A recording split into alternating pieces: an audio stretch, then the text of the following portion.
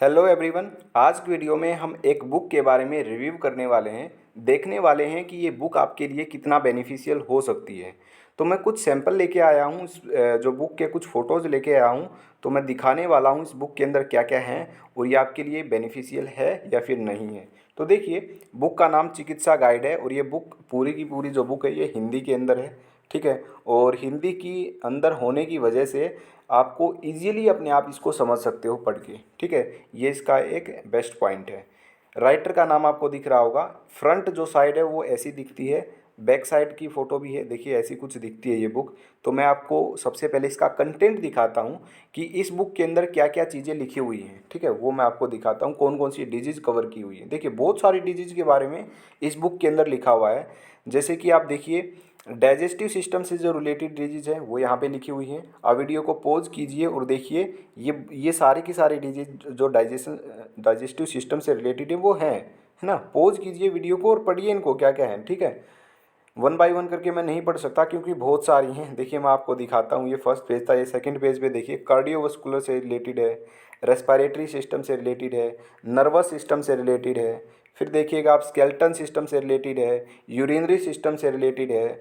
आगे देखिएगा endocrine system से रिलेटेड है, ओरल कैविटी से रिलेटेड है, जो टिथ डिजीज है उससे रिलेटेड है, ईएनटी डिजीज है, ईयर नोज थ्रोट से रिलेटेड है ना। दिख रहा है आपको, ये सारी ईएनटी डिजीज हैं। फिर आई डिजीज से रिलेटेड है, कितनी सारी डिजीज है, मेंटल हेल्थनेस से रिलेटेड है ना।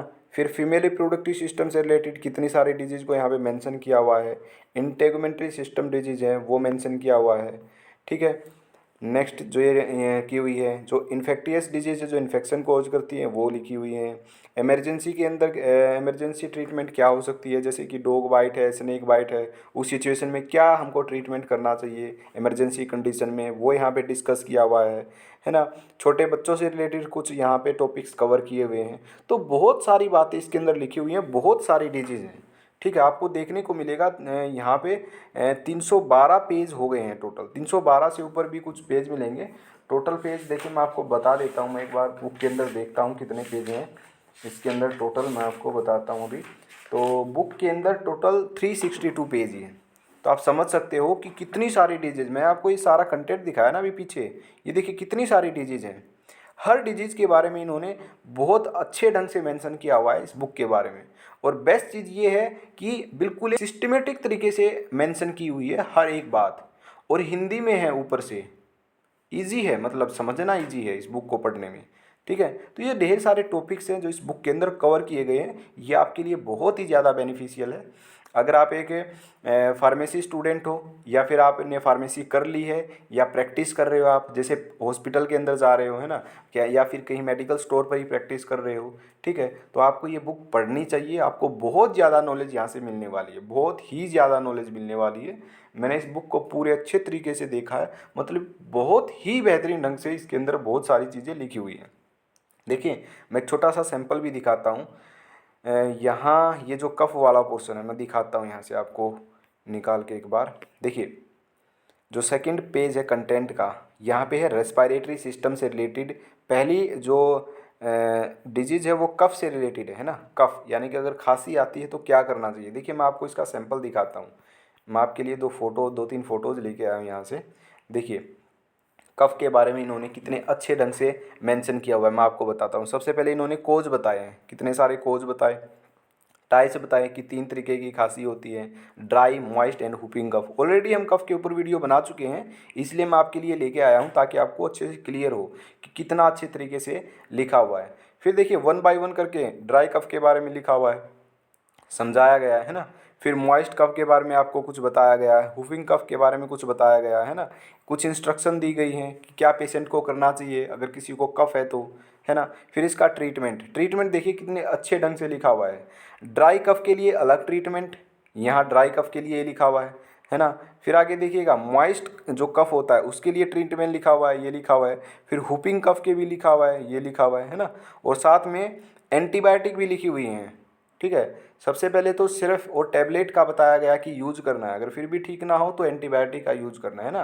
तो बहुत ही बेहतरीन ढंग से मैं दिखाता हूँ। जैसे ड्राई कफ के लिए क्या लिखा है, पहला ट्रीटमेंट ये लिखा है, दूसरा ट्रीटमेंट ये है, तीसरा ये है। अब इसके अंदर सिरप बताया गया, इसके अंदर भी सिरप है, इसके अंदर भी सिरप है। इन तीनों सिरप के बारे में यहाँ पे बताया गया है। और बेस्ट चीज़ यहाँ पे देखिएगा, सिरप का नाम तो है ही है, साथ में सिरप के अंदर जो जो इंग्रेडिएंट होते हैं, है ना, उनके बारे में भी ब्रैकेट के अंदर लिखा हुआ है। देखिए आपको दिख रहा होगा, dextromethorphan, hydrobromide, phenylephrine, hydrochloride and chlorpheniramine, ये एस्कोरिल डी के अंदर होता है ना। यहाँ पे फिर डोज लिखी हुई है। या तो आप ये वाला सिरप ले सकते हो अगर आपको ड्राई कफ है, या फिर आप ये वाला ले सकते हो, या फिर ये वाला ले सकते हो। देखना इनके बीच में अथवा लिखा हुआ है ना, यानी कि इन तीनों में से अगर किसी को ड्राई कफ है तो इन तीनों में से कोई भी एक सिरप ले सकते हो, है ना। तो देख सकते हो कितना अच्छे तरीके से ट्रीटमेंट लिखा हुआ है इन्होंने। ऐसे ही आगे लिखा हुआ है मॉइस्ट कफ के बारे में, ये सिरप ले सकते हो। अगर ये सिरप नहीं लेना है तो इसकी एक टैबलेट आती है, वो लिख सकते हो। जो सिरप है वो बच्चों में यूज़ किया जाएगा, जो टैबलेट है वो बड़ों में यूज़ की जाएगी, है ना। या फिर इसके अलावा एक चेस्टोन प्लस के नाम से सिरप आता है। इन तीनों में से कोई भी एक आपको सिरप या टैबलेट ले लेना है, ठीक है। इन दोनों सिरप में से कोई एक ले लेना है या फिर टैबलेट ले लेनी है अगर सिरप नहीं लेना है तो। देखो यहाँ पे कितना कितना ट्रीटमेंट लिखा हुआ है ना, बहुत ही बेहतरीन ढंग से लिखा हुआ है। हुफिंग कफ है तो आप ये सिरप ले सकते हो, और इसके साथ साथ एंटीबायोटिक भी ले सकते हो। तो एंटीबायोटिक के बारे में बताएगा, 3 एंटीबायोटिक के बारे में बताएगा, और बीच में अथवा लिखा हुआ है।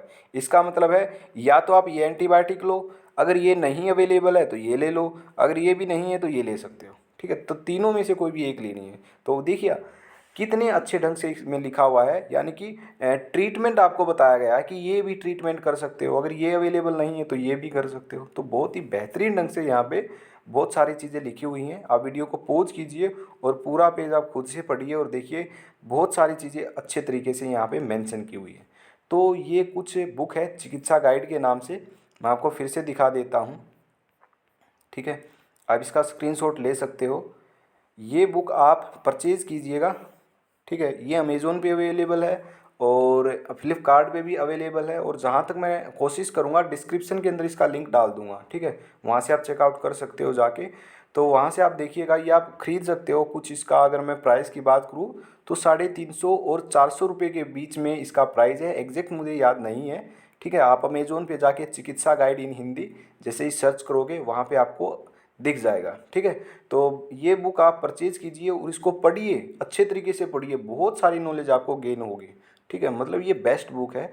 अगर आप प्रैक्टिस कर रहे हो या फार्मासिस्ट हो, मेडिकल स्टोर खोलने की सोच रहे हो, या फिर ऑलरेडी मेडिकल स्टोर खोल लिया है, तो बहुत ही बेस्ट बुक है। मैं आपको ये रेकमेंड करूँगा कि ये बुक आप क्या है, लो, खरीद लो, ठीक है। बहुत ज़्यादा अच्छी बुक है। तो ये बुक थी, मैंने आपको दिखाया है, पूरा कंटेंट दिखाया है, ठीक है। सैंपल भी दिखाया है कफ का कि किस तरह से लिखी हुई है। तो आप देखो आपको लेनी या नहीं लेनी है।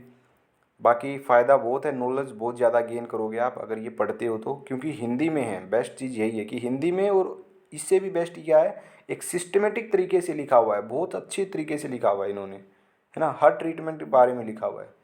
तो ये थी आज की हमारी वीडियो। तो मिलते हैं नेक्स्ट वीडियो के अंदर। तो नेक्स्ट वीडियो के अंदर हम बात करेंगे किसी न किसी मेडिसिन के बारे में, या फिर और कुछ टॉपिक के बारे में देखते हैं। तो मिलते हैं नेक्स्ट वीडियो के अंदर।